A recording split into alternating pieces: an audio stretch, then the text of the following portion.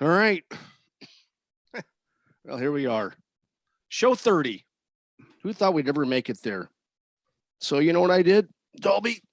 What's that? I went on and got a 30-pack of Miller Lite. Oh, there you go. And I thought to myself, you know what? I wonder how many of these 30s, these 30 Miller Lights I can drink in one show. And I thought to myself, 4, but realistically 2. But Joe or Dahlby, it is show 30. Are you excited about this? I mean, we've been doing this a while, and who thought we'd ever get to show 30? I've always thought we'd get to show 30. I think that you're the one that seems to be worried about, being consistent and the number of the show. I think we're going to go, and I think we're going to keep going. So I am not worried about that. All right, well, we've already made it. All right, let's before we dive into, and I do want to talk about what happened in Dallas today, but let's just, I think we can talk probably for 5 or 6 hours about what's going on in the world of Phil Mickelson, and I just want to dive into it.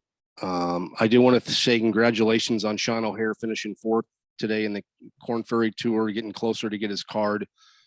But Dahlby, you're out there, you hear things. Was it shocking to you that Mickelson is not defending his championship next week at Southern Hills for the PGA Championship?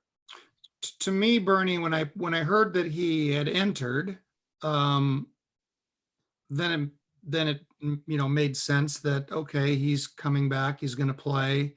And then to hear a few days ago that he was going to withdraw, that just seemed shocking, I guess you'd say. It's like you make a decision and then you change your mind, and I don't know what made him change your mind. I know you've got some theories about what may have changed his mind.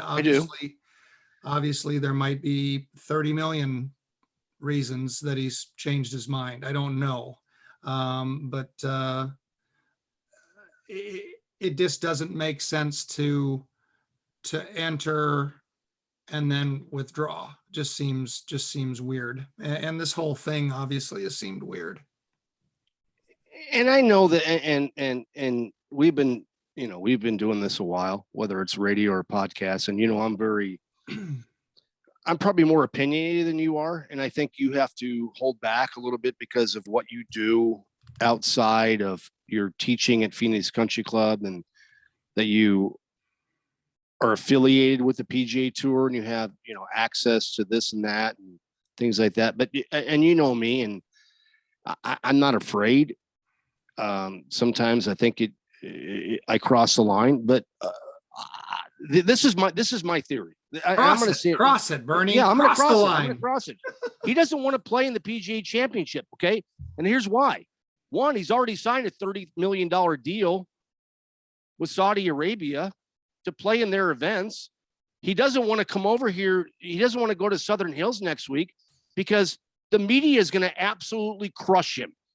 Destroy him. And whether people agree with Alan Shipnuck, about the book coming out and some of the stuff that he's come out with that's made public, losing $40 million gambling and all this other stuff. I don't think he wants to deal with it. I don't think he can deal with it. Now, I don't know if he's broke. I don't know if he's broke. He sold his plane. He sold every golf course that he owned in the state of Arizona. He sold all this stuff. I don't know what to think about this, but my thoughts are that what people think of Phil Mickelson as the guy, and, Phil, I think they're all wrong. I think he has done a very good job in all the years of being on tour, especially faking the media, but faking the perception of the fans. I talked to my father today. My father was the golf pro at Rancho Santa Fe in California, where Phil was a member. And him and Phil are good friends. I wouldn't say great friends, but they're good friends. And I said, hey, we're doing a pod tonight. I said, and I'm probably going to just get opinionated about Phil. And he's like, Phil and I are friends. I said, I know that. He goes, but I'm hearing all this stuff about Phil. And he goes, I'm not liking it. He goes, was I duped? My dad used the word duped. I said, Dad, I don't know. I said, but you look back at some of the things that's happened in the last few years as far as money. And, the reports now that he lost $40 million. And I can honestly say that I've had a conversation with somebody that's been on our show before that he's lost $40 million, maybe even more. And that companies have paid off his debt to big casinos in Vegas. Nobody was afraid, Dahlby, to drop him when all this controversy came out as far as the fact that he was going to go play in Saudi Arabia. You said the word 30 million. Yeah, I've heard it from many, many people that he got $30 million to go. Now, why would somebody who supposedly has $400 million or $500 million all of a sudden want to go over there for $30 million? Is he broke, Steve? Well, I don't know if he's broke. That's a lot. If he's worth 400, 500 million dollars, I mean, 30 million is a small percentage of that. So, I'm not going to speculate whether he's broke or not. I think what you're saying about, does the media, is he worried about the media? Is he worried about his perception? Is he worried about how people are going to think? Is he trying to do some damage control? I think there's been a lot of that going on. I think part of him, not playing in the Masters and kind of going away, and the statement about, I need to work on myself, that was, I think, in many ways a nice way to sort of set the plate for a comeback, where I've got to go do something and work on myself, and I'm going to come back a better person. But I think what it comes down to, and I've thought a lot about this today, Bernie, on May 1st, my father passed away. So a couple of weeks ago, my father passed away, and you knew that. I did. But over the last couple of weeks, you think a lot about things, when you have something like that happen.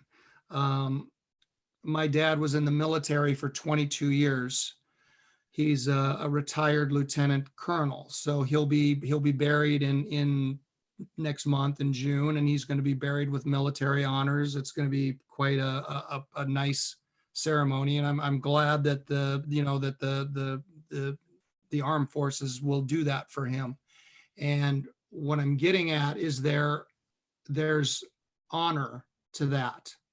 And my dad was someone who chose to serve, protect, with honor. And there was a time where he did some things where he had an oath that he couldn't talk about some things, and he held to that. He didn't tell me a lot. He didn't tell my family a lot about what he did until that time frame went past, and then he was able to talk. So honor, service, those are words that have been in my mind the last 2 weeks.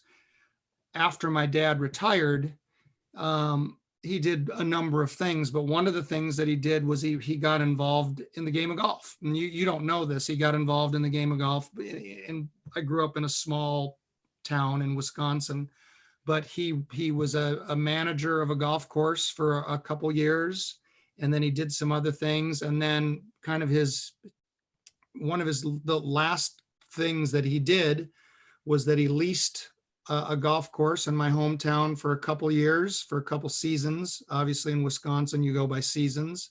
And then he leased another golf course. So he loved the game of golf. And what I'm getting at, I think of the words honor, I think of the word serve. And I think even what I do as a coach, and try to help people, right, with their games. So and Chris Doris, who, you know, is a friend of ours, sports psychologist, a psychologist, talks about how one of the things that humans have the ability to do, and one of the great things that they have to do, is the ability to serve other people. And that's a special thing. And now what we're talking about is money and greed. And it just, when you talk about, you know, him losing 40 million, but he's worth 500 million. And I think about not just my dad, but people out there who have chosen to protect democracy, to protect freedom.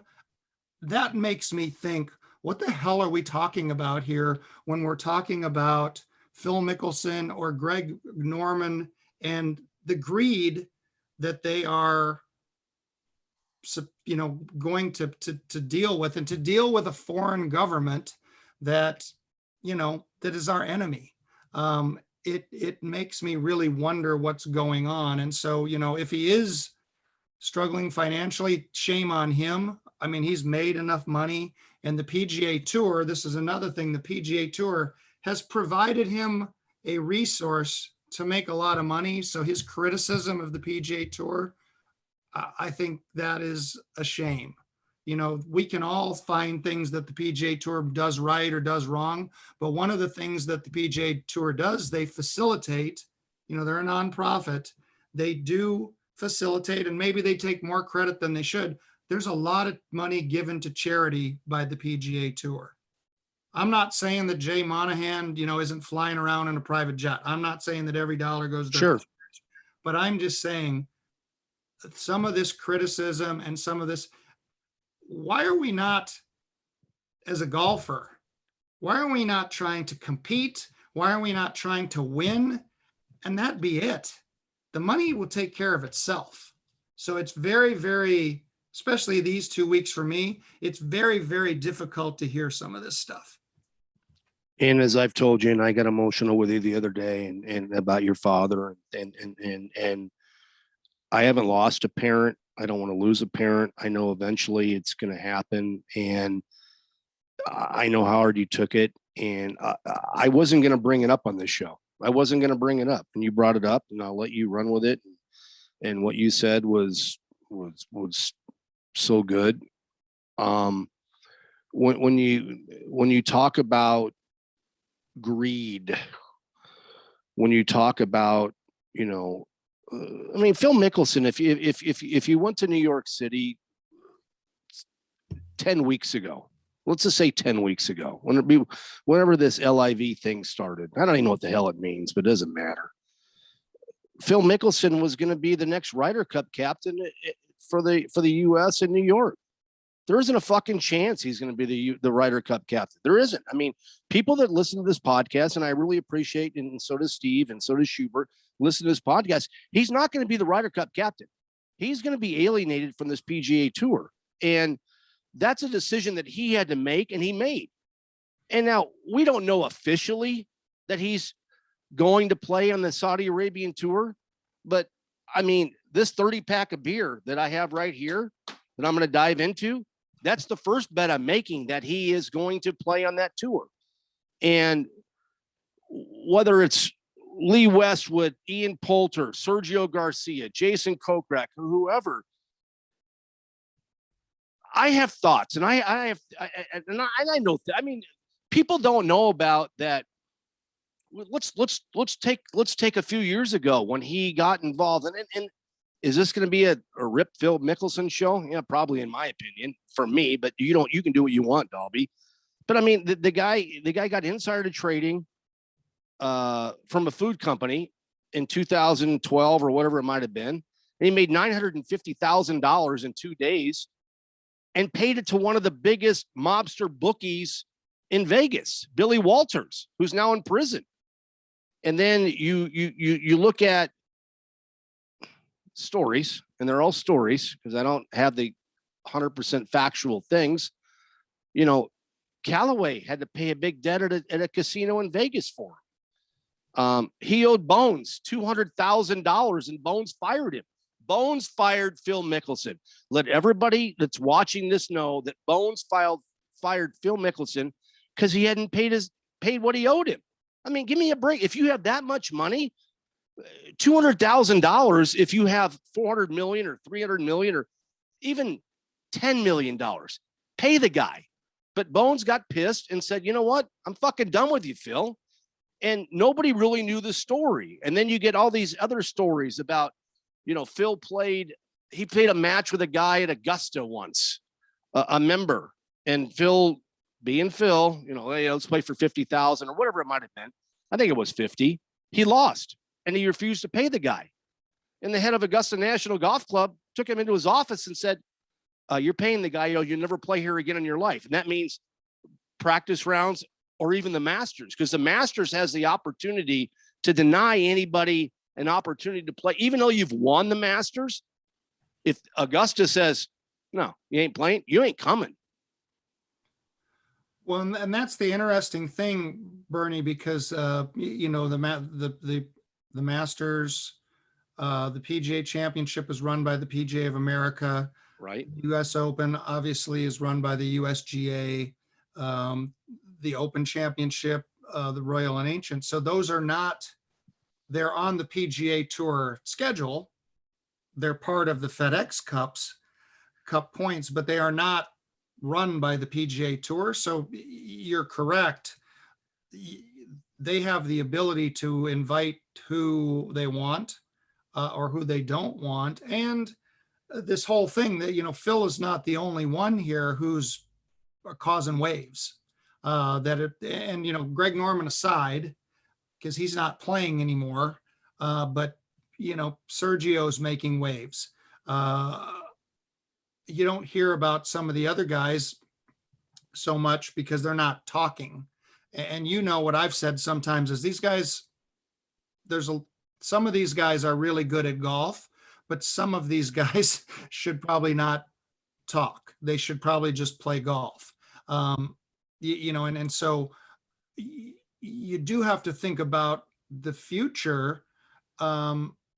And you do kind of see some of the guys that are maybe going to play in this tour are a little bit older, or they're guys that maybe their game is struggling a little bit. So maybe there is an allure to take care of your family for generations. And I guess in some way I see that, but I also, you talked about Sean O'Hare. I talked to Sean yesterday before the last round, and we were talking about when he was a kid and how we always talked about winning and competing. And we were talking about how it's never been about money. And Bernie, even you and I sometimes look at things, you'll say, well, he made such and such, amount. And I'll say, I don't care. But you can see it's not the guys that are relevant right now that are going over to maybe play. It's the guys that are maybe a little bit older, a little bit on the, or maybe their game, maybe their games aren't there. It's not, it's not Justin Thomas. It's not Jordan Spieth. It's not Rory McIlroy that are, they're going to stick with what they want to do. And I think you have to think about with a new tour, how long is it going to last? And right. And who are you working for? And that's the big thing that I see. And that goes back to, obviously for me in the last couple of weeks, dealing with the military a little bit with my dad. It's like, what are we doing here? Why would you associate with, and you're even, I think Phil even said, they're not nice people, but okay, whatever. And Greg Norman, I can't remember what he said the other day, but it was awful about, they murder people, but they deserve a second chance or whatever. So no, they learn. We as people learn from our mistakes, is what he said. We learn from our mistakes. Well, they killed the guy. Okay, so all of a sudden now, okay, you know what? We're not going to do it again. And it's you're 100% right. Everything you've said. So it's to me, and you talk about the people that want to go over and play there. And I'm getting away from Phil for a second, and I didn't want to because I got more stories about Phil, and I'm going to bring him up. And I, you know what? I'm just going to do it. That's just who I am. But you think about Westwood, Poulter, Garcia, Jason Kokrak, Robert Garrigus. Really? I mean, these are the people that applied for the exemptions to be able to go over there. And Jay Monahan came out this week and said, no, you guys ain't going. If you want to go over there, go. And Justin Thomas said the best thing this week of anybody. If you want to go, go. If you don't want to be here, don't be here. And that was the best statement of anybody that talked about it, because a lot of people are afraid to talk about it. And I give kudos to Thomas. If you want to go play, go play. We don't need you, because nobody's going to the Waste Management Phoenix Open where we live after we just watched the Suns get beat by, I think, 50 or 60 tonight, by the way. So you know what, when we're recording this. But nobody's going to the Phoenix Open to see Sergio Garcia, Ian Poulter, Lee Westwood, Robert Garrigus, or Jason Kokrak. End of story, correct? Yeah. I mean, you know, I think I would say of that group, I still think Kokrak is a very relevant player. Okay. But he did, I think, you know, he came out and said, you know, if I can make some money in the next couple of years or in the next year, I'm happy to retire and you know, kind of head back to the you know, to wherever he's from and just kind of be done. And again, every person has to make a decision. Everybody has the right to make a decision. True. I think about golfers, I think about athletes, and you know, obviously you've got football players, baseball players, basketball players that you know, are making tons and tons of money. But I think about all of these athletes, all of them, they're good at a certain thing, but are we forgetting about competition? Are we forgetting about trying to win the game? Are we not trying to win the tournament? Are we just worried about paychecks? And I think for these guys, it's a shame when the sort of the little kid in you goes away because you're trying to be Greg Norman, and instead of learning why his right foot slipped in majors and he lost majors, he was worried about, in my opinion, what his next jet plane was going to look like. And I think that's a shame, because I don't think he brought out his own best in golf. He may feel really comfortable that he's made an empire of his business world, and that's great. But when you're a coach, you're focused on the game. And I think that's the thing that I find interesting in this whole thing. And you and I had both had the opportunity years ago on the back of McCormick Ranch Golf Club in Scottsdale, Arizona. That's where Steve and I are both from, to meet Greg Norman. And I have a picture on my phone of Greg Norman and one of your good friends, Cliff. And I thought it was like one of the coolest pictures ever. And I haven't deleted it, and I'll never delete it. But I think about that day. I think about what this guy, in my opinion, has become, and it's disgusting. And like I said, this is my opinion. It's a 2-person show, and I'm going to ask Schubert here in a few minutes what his thoughts of all this stuff are. So Schubert, if you're asleep, wake up. But greed. I mean, from a Greg Norman standpoint, he tried to do this years ago.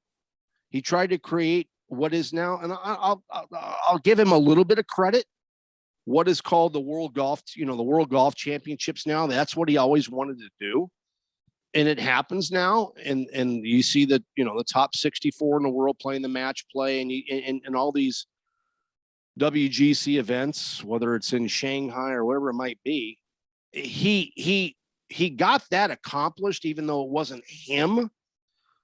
But for him to, it goes back to what you were just saying. as much money as these guys make, and I want people to understand. I'm going to say something right now. So these guys all have a pension. The PGA Tour players, Champions Tour players have a pension. And I'm sure a lot of you don't know that. But if you make a cut in a PGA Tour event as a member, you get 1 point. Now, I don't know what the 1 point, the money value is. If you're on the Champions Tour and you finish in the top 48, you get a point. Now, at the end of your career, whether you're, and I got this information from R.W. Eakes, who I caddy for many, many years. And I sent him a text the other night. We haven't talked for a while. And he says, yeah, you get a point for a cut made in the PGA Tour. You get a point for top 48 on the Champions Tour, which is, 80 guys. Those points are worth a lot of money. I don't know the number, and I don't think anybody knows the number unless you're that person. But when you retire from the game of golf at age 60 or 62 or 64, like RW, he won 4 times in the Champions Tour. He probably made 30 or 40 cuts maybe on the PGA Tour. He's set for life. And that's the benefit of being here in the United States, is that even when you retire and your game is fizzled and you're done, you're still getting paid every single year. Yeah, and I think that is it's interesting because the PGA Tour members, they talk about them being independent contractors, but by being a member of the tour, you do have the ability to earn a pension or a retirement. And you also get benefits, health. So, I'm an independent contractor. I'm not a member of the PGA Tour. I don't get some of the things that they get, which, it's kind of cool that that's part of their arrangement, that they can do that for performance. And so you're right, though. It is interesting to see guys jumping. And I think that for some of them that are talking poorly about the PGA Tour, I think maybe I would wait. Even if you went over and played, you don't have to leave the PGA Tour on terms that, you don't have to say shitty things about the PGA Tour when it has given you an arena to change your life because you can hit a golf ball. And I'm not making light of that, but they're not rocket scientists. They're not curing cancer. They can play a sport. And I've talked about this with actors and singers. Actors get paid a lot of money. Actors are great at pretend, that they're good at make believe. That's great. Make money from that. That's wonderful. But doesn't mean that you need to be political or criticize some of the people, in my opinion, that have helped, or some of the organizations that have helped you get to where you think that you're able to do that. Because I don't know that that's necessarily the case. So Bernie, what I'd like to do, and Shu, you've been sitting here listening to us ramble, but I'd like to get your opinion, as a member of the media, kind of reaction to what Bernie said about, maybe Phil's not playing because it's media driven, and how the media does impact athletes. And then, I'm trying to make a point. I don't know if I'm doing a very good job, but just your reaction. Yeah, I'm certainly not surprised if ultimately Phil Mickelson chose to not play in the PGA Championship because he did not want to answer media-related questions about the fact that we know that he tried to get a release to play in one of these events, right? And I'll compare it to something that just happened because we talked about it earlier in the show, that we're recording this the night of the Suns losing Game 7. You'll probably get this the day or two after, but it's the night of Game 7 and the Suns just lost. Do you think those Suns players feel excited about the idea of having to go and sit in front of the media after they just got blown out on their home court and have to answer all the questions of, hey, why did this happen? Or, hey, why did you stink up the joint tonight? Like, hey, what's the future look like? No, they don't want to answer those questions. Now they have to, because it's the way the NBA rules are written. And Phil's way of not having to answer those questions is choosing to not go. Again, I don't know what his motive is. I think the confusing part for me, and Dahlby, you already mentioned this already. Once he decided to play, I kind of thought that was the end of this. Like, I thought he was just going to play and we were just going to move on. Now that he's backed out, honestly, I think it's created more of a problem for him, right? Like, because now everyone's questioning what's going on. And listen, this is not a criticism of the way that we've done the show tonight, because this is obviously one of the biggest stories in golf. But KH Lee won the Byron Nelson for the second year in a row. Jordan Spieth played really well. Like, Justin Thomas is getting geared up to play in a major championship next week. Like, those are the things that we should be talking about, and we're not, because of the actions of others, right? And I think that's where my frustration comes in, is that I would rather be talking about those things. And those are the things I'd like to be focusing on, because those are good stories. Those are fun stories in the world of golf. Instead, this story seems to stick around because a couple of weeks ago, you have Sergio Garcia talking to a rules official and saying, man, I can't wait to get off this tour, right? You have things like that just keep this story perpetually going, and it's not going to go away, right? Every time Jay Monahan and the PGA don't let one of these guys go and they don't give them a release, the story pops back up and we talk about it for another day or two. So this is never going to go away. We are going to have to live with this as golf fans. We are going to constantly have this as a backdrop to every conversation, because every tournament that gets played, it's going to be who's here, who's not. And when there's a week that live golf events going on, it's going to be okay, we know where those guys are. And I think that's unfortunate, because I think it takes away from some really good stories. So that's where my frustration is I would like to focus on the good stuff that's happening in golf, but we can't, because this is the big story. It's the big thing that everyone's talking about. And that's what we do here. You know, and Shu, what I think too, the sad part of this whole thing is the Mickelson story we should be talking about, is that a 50-something 51. Is the defending champion, Yeah. with his brother on the bag. And now we're, unfortunately, because of decisions that have been made, we don't have that. And I think, that's the sad part of this, or one of the sad parts of the whole thing. And to your point, Dahlby, I mean, think about it. Like, how tainted is maybe not the right word, but how differently do we all feel about that now? How good of a moment did we all think that was when it happened, of Phil winning that major at that age with his like we think about all those things, and now fast forward to now, and it's like, I don't feel the same way I did then. Yeah. And now the only person that has blame on that is Phil himself, and his actions and the words that he chose and the decisions that he's made. Somebody else's fault. But like, to your point, like, that's what should be the story. Yet Phil's actions have led us to a point where we don't feel as good about that moment. And now the moment that we thought we were going to have this year, we're not going to have. And that's unfortunate. Yeah. Let me ask you this, Shu. Let me ask you this. And I always call you the casual golf fan. And I've always, and that's just, you're the CGF, casual golf. Casual golf fan broke 100 today on the course. So easy. All right. Easy. Whoa, I shot 80 the other day and didn't brag about it, but okay. Okay. Are you still a Phil fan? No, but I've never been a Phil fan. Like, Okay. Phil's never been a guy that I've liked. Like, it's just not, he's never been my cup of tea. Nothing against Phil personally. Like, he does charity, does great things. Obviously now everyone has a different view of him, but I've never been a Phil guy. Like, I've just never been a Phil guy. Okay. So keep going on that. So keep, and Dahlby laughing. So keep going on that.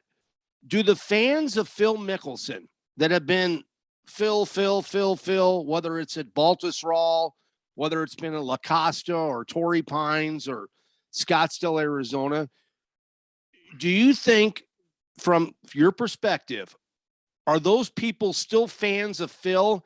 And if Phil ever comes back, let's just hypothetically say he goes and plays in Saudi Arabia, he gets his $30 million, then all of a sudden next year shows up at Torrey Pines or Waste Management or whatever. Are those fans still fans of Phil? So I think it's a pie, right? I think there are going to be a percentage of fans that don't care, and they just want to see Phil Mickelson play golf because they like Phil Mickelson. They're not going to care where it is. They're not going to care what tour it's under. They're not going to care where the event's being played. If Phil's playing near me and I have a chance to go see Phil, I'm going to go see Phil. there's going to be a percentage of fans that have not liked the way he has handled himself, have not liked some of the things that he has said and done over the last couple of months, and have changed their tune and will not follow Phil whatsoever. In my heart of hearts, deep down, I think the percentage of fans that are not going to care and who are going to be Phil fans is greater than that percentage of fans who are going to be turned off and turned away by what Phil has done. But maybe I'm wrong, and maybe the golf fans will prove me wrong on that. But I think that percentage is tilted in the direction of there are going to be fans that are not going to care. And if Phil is playing in the casual golf fan, which I represent here on the show, I think when it comes to a major championship, if Phil is playing and he's in contention, there are going to be fans that are going to enjoy that. They're going to like seeing Phil compete on Sunday in a major championship. I do. And until I see differently, I don't think I'm going to change my mind on that. So I'm going to tell you a story, and nobody's ever heard this story. And I actually asked Dahlby if I could. He didn't know the story, and he's going to find out now, and you're going to find out now too, Shu. So it was 1999. And I was working for my dad at Phoenix Country Club. No, I'm sorry, 1989. I was 24 years old. And I would work every day for my dad at Phoenix Country Club, carts, pick up range balls, all the bullshit that you have to be done.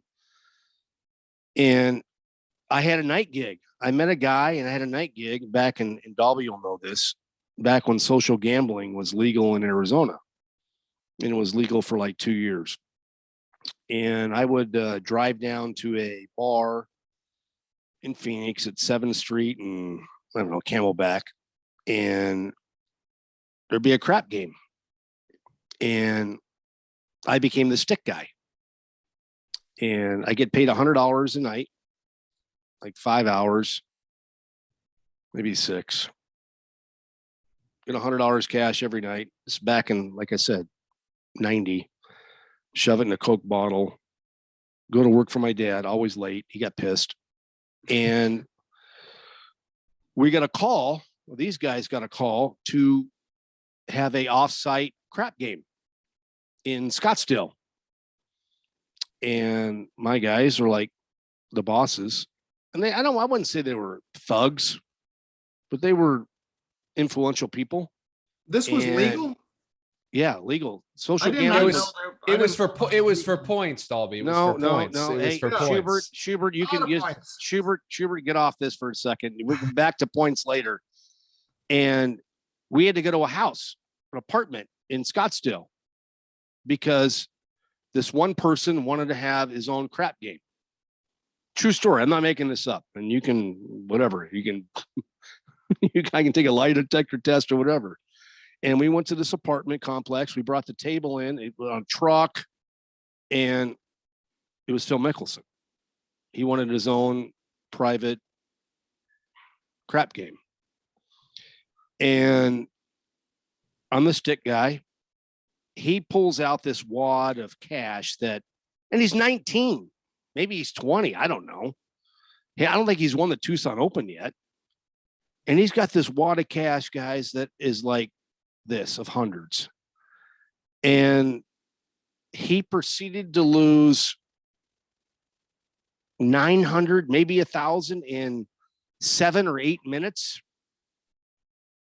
And the game ended. He left. Everybody left. And we put the crap table back in the truck, and they all went home and I went home.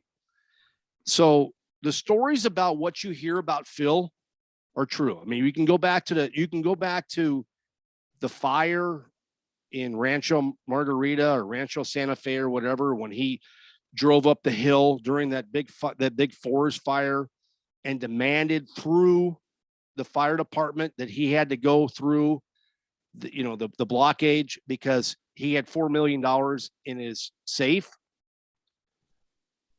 I'm not saying that somebody shouldn't have $4 million in their safe at home, but what I'm saying is you probably shouldn't have $4 million in your safe at home. Dahlby, I know you can't really dive into it like I do, but these are true stories. I just never heard this thing about social gambling in the 80s. I don't. You lost Dahlby there. You said that, and Dahlby went down a whole other. That was path. 90s, Dahlby, late 90s. You could go to Goldie's in Scottsdale back in the day if you wanted to, and you could open up your own blackjack deal for like 3 years, and you deal blackjack, and you're responsible for all the money. That's what it was back in the day here. I have no clue. Phil I don't know where I was. Maybe I wasn't here yet. I don't know. I don't know about that. That's just fascinating to me. It's fascinating. Yeah. Just for the timeline here, Bernie, the first win for Phil, the Northern Telecom Open, which is the Tucson Open that you're referencing. 91? He won it in 91, January of 91. So okay, so he was a junior at ASU in 89. So he was a junior in ASU in 89. Yeah, 89 or yeah, 9. He might have been. I think he was a junior, but he had Schubert. He had a wad of cash. I mean, sure, go ahead. See, I think this is a personal story that you have. You were there. You saw this. This is not something I watched the whole thing. Right. This is not something you heard from somebody else, and now you're telling. No. I watched the whole thing. Podcast, right? I was the stick guy. And you ever play craps in Vegas? Yeah. So I want to talk about this. Guy. I want to talk about this real quick. And I know we got a lot of stuff to talk about. What kind of stick guy were you? Are you helping guys out placing their bets? Or, you know what? Well, on this thing, it was him. It was just him. But are you being helpful? Or are you like, hey, do you want this on the like? Hey, coming out 7-Eleven, coming out 7-Eleven. Here we go now. Hey, what kind bets? What kind of stick guy were you? Like, hard way action. Who wants hard ways?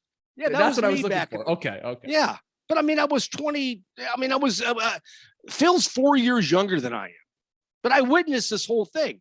And so when the guys say, hey, we're going to this place, Phil Mickelson's coming, I'm like, oh, he's an ASU golfer. Then all of a sudden he just pulls out this, blows out, fucks off $1,000 and leaves. And then we packed up and left. Can I ask you guys a question? Yeah. It's Phil related, but it was something I only thought about when we were doing this show. And maybe at some point we can talk about the other golf that is going on, other things that are going on in golf at some point. Do you guys find it interesting? Because a lot of this, if not all of this that we've talking about, at least the basis of it, comes from the biography that's coming out in like 4 days, right? Alan Shipnuck. The Phil biography. Yeah, Alan Shipnuck. Do you guys find it interesting that it's an unofficial biography, right? He didn't get Phil's help on it, right? Well, if Phil doesn't think Alan's telling the truth, right? If none of these stories are actually true, hadn't said it yet. Wouldn't he stop the publication of the book? Correct. I mean, that's what you do. You go through all of those processes to, I'm suing you for libel. I'm stopping the publishing of the book. This book's coming out in 4 days, and Phil has not said a peep about the book. So what does that tells me everything I think I need to know personally. You're 100% right. And our good friend Monday Q Info, Ryan French, him and I were texting today about some stuff. And he's not my best friend. I mean, Dahlby's my best friend, and Schubert, you're my fourth best friend. But he said everything that's coming out in this book is the truth, and what you just said is correct. Phil hasn't stopped anything yet. He hasn't stopped the presses like, hey, you can't put this book out, because you're right. It's coming out. It's coming out during the PGA Championship. And maybe that goes to another effect of or aspect of why Phil's not playing in this, because he knows the shit's coming. The shit's coming, and he has no answers for it. All hell's going to break loose is what you're saying. Yes. And this goes back to my point about talking, that some athletes probably, and they have help. They have a team. He has a team that don't speak, and for God's sake, don't speak off the record, because now it's even worse, right? And then, this guy that wrote the book, I don't know. I mean, this is another one where you talk about, I think about, and again, it's 2 weeks of just kind of me thinking about all sorts of things, but is this an honorable thing that this guy did to Phil? I mean, maybe Phil did all this stuff, but Jesus, this guy, just created a monster. Did he create a monster though? Really, Steve? I mean, did he create a monster? Maybe not a monster. He created a shitstorm. How's that? Okay, but Phil told him all this stuff. So I mean, why wouldn't you? And he went to him, and I know for a fact he went to him and said, I'm writing a book.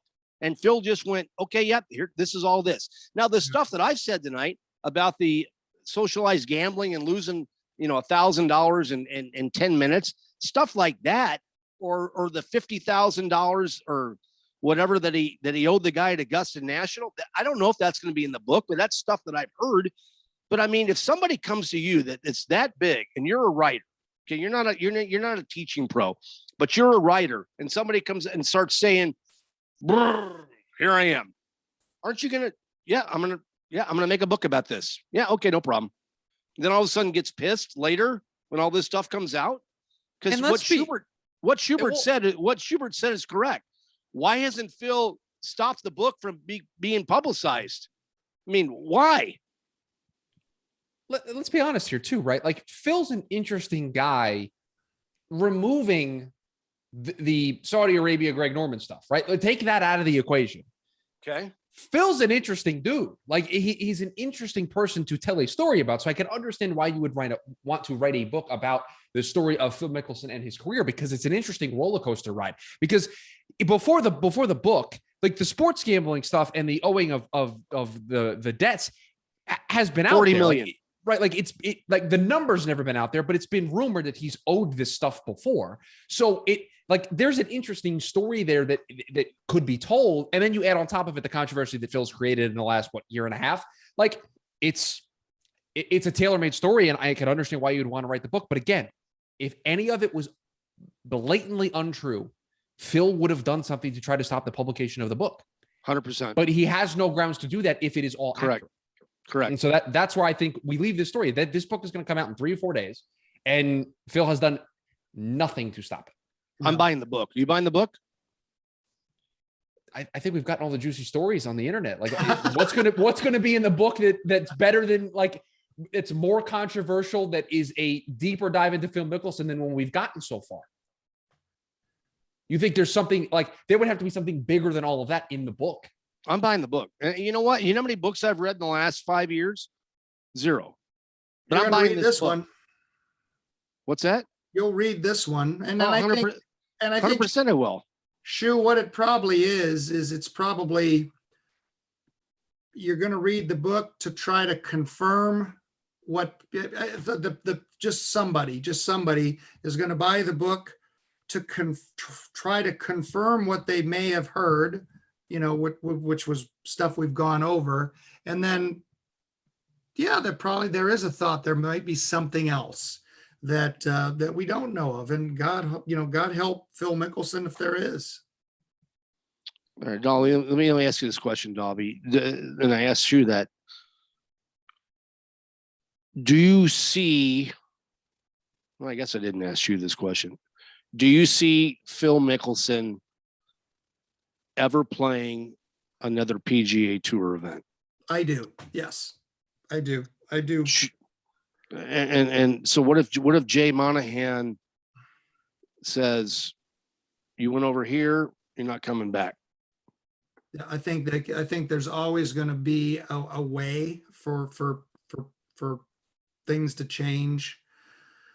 And as we've talked about, there's always, people love a comeback. People love the apologies and whatever. And so I think he will play again on the PGA Tour, but to like, if let's just say he did come back to the Waste Management. And you remember a few shows ago where I talked about when Troy Merritt played with Jordan Spieth, how surprised I was at the negative reactions that some of the fans out at TPC Scottsdale, it was bad. The amount of grief that Jordan Spieth had to take. And yeah, he's got a strange practice swing. He talks a lot to his caddy, but this isn't a book that's, that's coming out that is going to just be, a lot of stuff. It could be really hard, but I do think he'll play again. Do you think he'll ever play, or do you think he's just done? I think he's done. That's just me. the PGA Tour will just say, once you're gone, you're gone? To be honest with you, and I'm gonna probably piss a lot of people off. And I don't know how many people watch this podcast or listen to this podcast, but I'm gonna tell you right now, in my personal opinion, if he goes officially to London in June, I don't think you'll ever see him again on the PGA Tour, because I think greed and money got a hold of him. And I'm okay either way. I don't care. What about like Westwood and Garcia? And Don't care. No. I know you don't care, but do if somebody goes and plays, Mm-hmm. do they, other than the majors, because the majors can invite, but Yeah. Okay. Go ahead. can they come? Do you see any of them coming back to play a PGA Tour event? Because if you set precedent, if Lee Westwood comes back, how can you not let somebody else? He withdrew today, or not? Yeah, no, Casey withdrew today from the PGA. I think this is my thought about all this, and I'll just get right to it right now. If you want to go play over there, go play over there. I think this is what I want to see. I want to see Jay Monahan put his foot down and say, listen, if you guys want to go play over in Saudi Arabia, go play, but you're not coming back here. Now, a permanent bar, I don't know about that, but I mean, Westwood will be 50 then. Go play in the European Senior Tour then. I mean, if it's that big, I mean, if you don't have enough money at Ian Poulter or Lee Westwood or Sergio Garcia, if you don't have enough money by now, then you fucked up doing financials throughout your career. So my thought, and this is me, ban them. That's me. Shu, do you think, let's just say, for example, this, it goes and there's 3 tournaments, there's 3 tournaments and it folds. USFL. Do the guys get to come back after a suspension or something like that? Yeah. So when Bernie initially asked the question, I was going to make a semantics argument, because he asked, would Phil ever play on the PGA Tour again? And like, I use the Masters as an example. The Masters is kind of outside the rules of the way the PGA Tour operates. So they can invite whoever they want, right? Like, okay. They can, if he's a past champion. So like, to me, like, that felt like an easy way to say, yeah, he's going to play on a tour event again, because he'll play a major. I don't know. I really don't, because I think what's going to happen is, once you see, and I don't think it just can be one player, because when's the first event? I have the schedule up. Was it June 11th? Yeah. So on June 11th, there are going to be a number of players in some capacity that are going to play in that event. To me, the moment that happens, there needs to be a response from the PGA Tour and Jay Monahan to say, okay, the NFL is a commissioner's exempt list, right? Where, for whatever reason, if the NFL is doing an investigation, they can be like, okay, we're going to put you on the commissioner's exempt list, and we're going to revisit this at a later time when our investigation is complete. I don't know if the PGA has the ability to do something like that, but if Jay Monahan could say, listen, you're going to go on a list over here, and we're just going to keep you on this list. And if you're done playing that tour, we will consider bringing you back. But for the time being, you are not allowed to play on the PGA Tour. I think you have to do something like that, right? Because he has been big and bold, and to his credit, in his response to all of this. He has made it very crystal clear how he wants to handle all of this. Well, you can't have all of that gusto and then not follow through on it when the actual tour starts. He denied everybody last week. He denied all these waivers. He denied them all. He said, he put his foot down. He said, no, and he ended it. Sure, but did he end it? Because we're talking about the idea that these guys are still going to play in it anyway. Okay. So once they do that, he has to then raise the bar a little bit. Do you think if anybody ever came on our podcast and we didn't like him and we said, you're not coming back, he's ever coming back? Well, I laugh about that, but no, they're not coming back. No, Jay Monahan, I don't know the guy. I don't know if Dahlby knows the guy, but he's very adamant about the fact you ain't playing over there. If you want to play over there, go over there. And you hear that today, this week from Justin Thomas and other players. If they want to go play over there, go play over there. I mean, if you want to make $120,000 playing for a $6 million purse on a golf tournament that's I don't know if anybody knows this. It's on TV on YouTube. That's how big this tour is. Bernie, I think we're in agreement here, and so I think we're arguing the same thing, but we're just doing. I want Dahlby involved. Like you are saying that Monahan is doing enough. I agree. He has been very, very brazen about the way he has handled this. But there's a line of demarcation that's going to occur here where players are going to, quote unquote, cross the line and they're going to play. Well, Monahan has to do something in response to that, because right now what he's doing is fine. You want a release? No, I'm not giving you a release. I've been very clear about this. I'm not letting you go play. If they break away from the tour, then he needs to put something in place of, okay, you're not coming back. Yeah. And so that's what he can't do is if let's pick a player. Do we want to use Phil? Do we want to use Sergio? Who do we want to use in this example? Let's say Sergio decides I'm going to go play in England for the first event on June 11th. If Jay Monahan doesn't do anything in response to that, he's going to lose a little bit of the support that he's had, because he's been very bold and very brazen about the way he's handled this. And then if he's just going to let the player go play and do nothing in response, then why did you quote unquote not release them? Because you wanted to win the PR battle? Like that just feels icky to me. But you have to ask for a specific release for each and every event. So he denied the first one. I don't know for a fact, but I'm thinking for a fact, he's going to deny the second one, deny the third one, deny the fourth one, and on we go. And then sure. I think eventually he'll be like, you guys want to play over there? Go play over there. So Dahlby, I know you don't want you're hard. It's hard for you because you teach these guys on tour and you're a member of you have a credential. But don't you agree with me? After week 1 or week 2, he's going to put his foot down and be like, no, you ain't playing. Well, the original question was, do you think that Phil Mickelson was going to play? And I say, yes, he will. I agree with what Shu says, and I think I agree with what you say. But my thought is that, yeah, there should be a list. But this thing might be done in 3 weeks. No, I agree. And so are these guys, if it's, let's say Kevin Na has been one of the guys that, yeah, and he's still relevant at times. He plays some really good golf.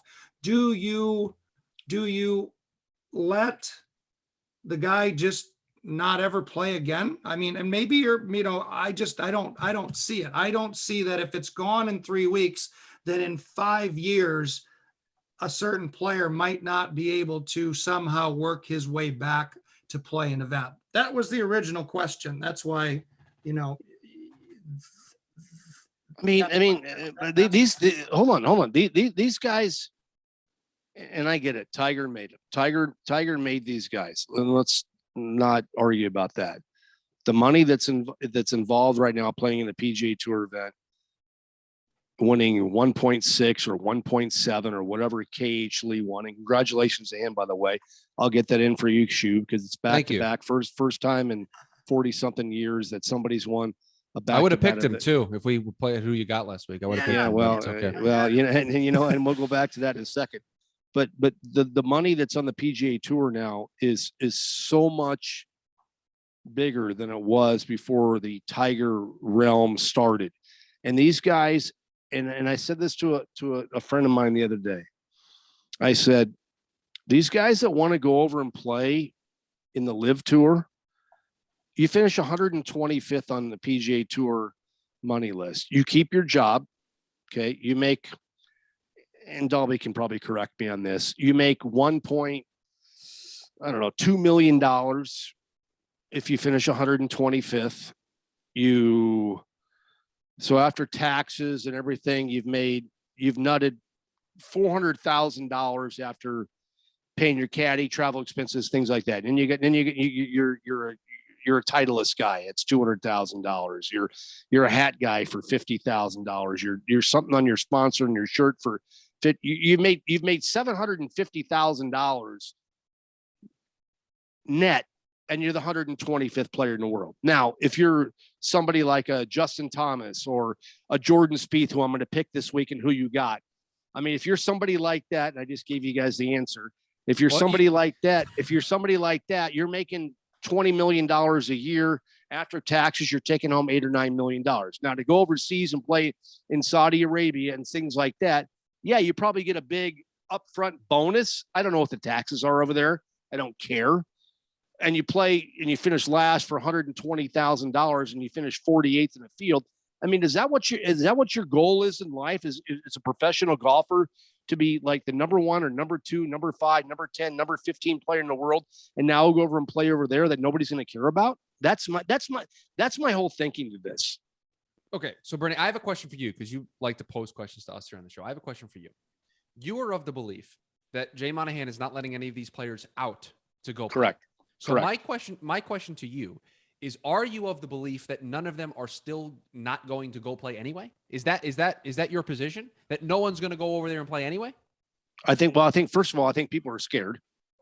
Okay. I think people are scared. I think you're going to see, as Dahlby talked about earlier, Kevin Na, Kokrak. I mean, these are just names that both of us have heard.